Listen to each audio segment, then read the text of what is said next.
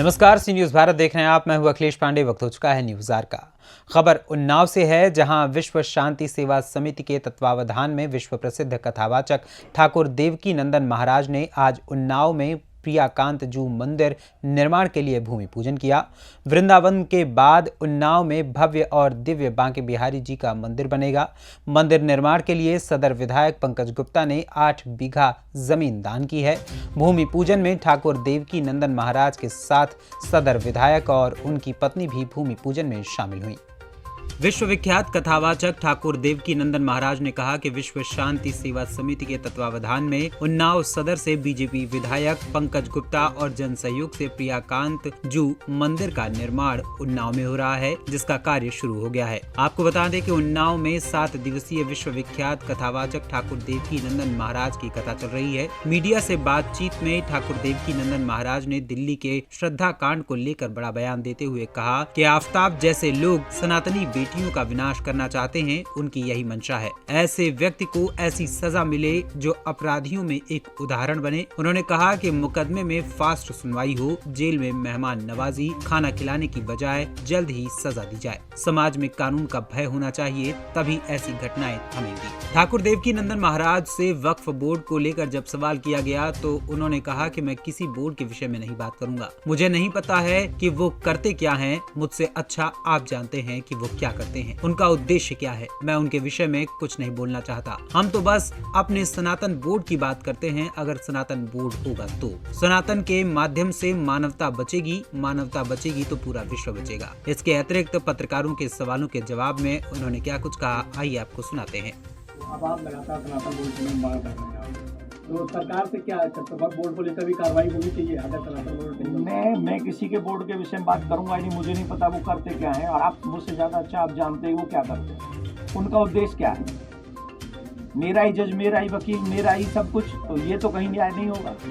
हमें नहीं पता कि वो क्या करते हैं, हम उनके विषय में कुछ बोलना भी नहीं चाहते। हम तो सिर्फ अपने सनातन बोर्ड की मांग करते हैं कि अगर सनातन बोर्ड होगा तो सनातन के माध्यम से मानवता बचेगी, मानवता बची तो पूरा विश्व बचेगा। सर्वे भवन्तु सुखिनः, ये सिर्फ सनातन सिखा सकता है, कोई और नहीं सिखा सकता है। और जब कोई और नहीं सिखा सकता है तो जो सबको बचा सकता है उस सनातन की परम आवश्यकता है। और सनातन बोर्ड बनाने में, स्पेशली भारत में, हम पाकिस्तान में थोड़ी करेंगे सनातन बोर्ड होना चाहिए। हम बोर्ड कह रहे हैं, अगर वक्फ बोर्ड है तो वो पाकिस्तान में होना चाहिए, लेकिन सनातन बोर्ड है तो वो भारत में होना चाहिए।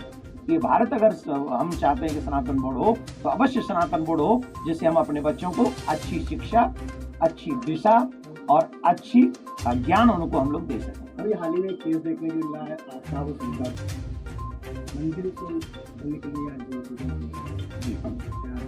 देखिए, हमारे विधायक पंकज गुप्ता जी ने भूमिदान दिया उन्नाव के लोगों के लिए, भूमिदान मंदिर के निर्माण के लिए दिया।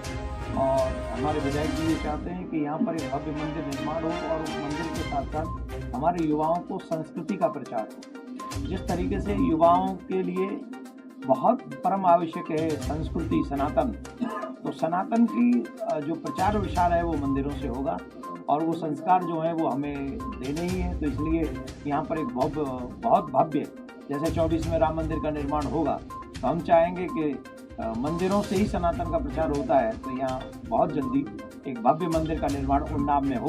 प्रियाकांत जू के मंदिर का, ऐसा मंदिर का निर्माण हो जहाँ से एक बहुत बड़ी सनातन संस्कृति का प्रचार विचार हो सके।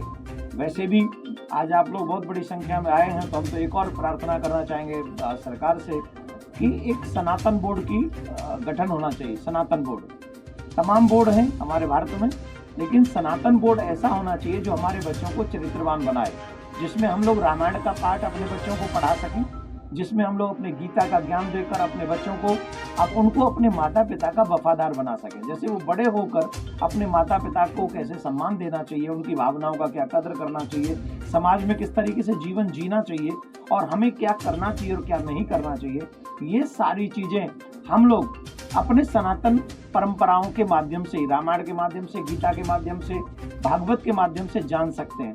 इसलिए इन सब चीज़ों को अगर हमें हमारे समाज को सुंदर और अच्छा और भव्य बनाना है तो बहुत ज़्यादा ज़रूरी है कि हम उस समाज को, उन बच्चों को, आने वाली जनरेशन को हम लोग रामायण का ज्ञान करा सकें, गीता का बोध करा सकें और भागवत से प्रेम करा सकें, जिसके कारण वो अपनी घर की परंपराओं को समझे, संस्कृति को समझे और आगे बढ़े, जिसके कारण उनके तमाम टुकड़े न हों, उन्हें अनेक टुकड़ों का सामना न करना पड़े, उन्हें मरना न पड़े।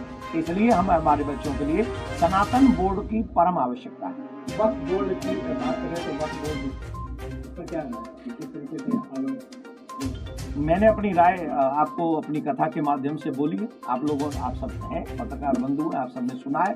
मैं पुनः यही कहूँगा कि जो भी व्यक्ति आपदा है, जो भी है, जैसा भी है, उससे अभी देखो मेरे पास में एक और न्यूज आई है कि उसने जो चैनलों पे ही मैंने सुना है, उसके कत्ल करने के बाद, उसके टुकड़े टुकड़े करने के बाद, उसे फ्रीज में जमा करने के बाद, उसके बाद भी उसने लड़कियों से कांटेक्ट किया है और उन लड़कियों से मिला है, जो मुझे न्यूज चैनलों से सुनने को मिला। आप सोचिए उसका उद्देश्य क्या है, आप सोचिए उसका मकसद क्या है, वो चाहता क्या है कि भारत में जो सनातनी बेटी हैं उनका जो है जितना भी विनाश हो सकता है वो हम करेंगे। तो ये चीज पे हमें पूरा फोकस करना चाहिए और मैं यही कहूँगा कि ऐसे व्यक्ति को ऐसी सजा मिले जो एक एग्जाम्पल हमारे पूरे देश में साबित हो सके कि उसके बाद कोई ऐसी घटना न कर सके। उसने 35 टुकड़े किए हैं तो न्याय ऐसा मिले कि उसके कितने, क्या मतलब समझ रहे हैं, संविधान जो चाहे, लेकिन कठोर सजा मिले, ऐसी मैं अवश्य मांग करता हूं आप लोगों के माध्यम से, कानून से, और जल्दी सुनवाई हो। एक और बात है, इस केस की डे बाय डे सुनवाई करके इसे जेल में रखने की बजाय, इसे खाना खिलाने की बजाय, इसकी मेहमानी करने की बजाय तुरंत सीधा उसका रिजल्ट होना चाहिए, जिससे ये पता लगे कि हम मर्डर करेंगे तो हमें भी इसका दुष्परिणाम झेलना पड़ेगा, हम किसी के टुकड़े करेंगे तो हमें भी इसका दुष्परिणाम झेलना पड़ेगा। समाज में जब तक कानून का भय नहीं होगा तब तक ऐसे ही अत्याचार, दुराचार, पापाचार, भ्रष्टाचार, व्यभिचार होते रहेंगे। उसे लागू करने के लिए बहुत ज्यादा जरूरी है कि हम सख्त कार्रवाई करें। पूरा हो जाए, क्या लगता है? हम तो ये प्रयास करेंगे कि राम मंदिर के, या तो राम मंदिर से उस पार या राम मंदिर के इस पार प्रिया कांजू का मंदिर भी निर्माण हो और 24 में ही हम प्रिया कांजू के मंदिर का निर्माण, उद्घाटन और सब भक्तों को दर्शन हो सके, ऐसा प्रयास करेंगे। कितना जगह जीत की गई? अब ये पूरा पता लगा लें, उसके बाद बता देगा। उन्नाव से सी न्यूज संवाददाता अजय कुमार की रिपोर्ट। फिलहाल इस खबर में इतना ही। देश दुनिया की तमाम खबरों के लिए देखते रहें सी न्यूज भारत। हर खबर आपके साथ, आपके हाथ।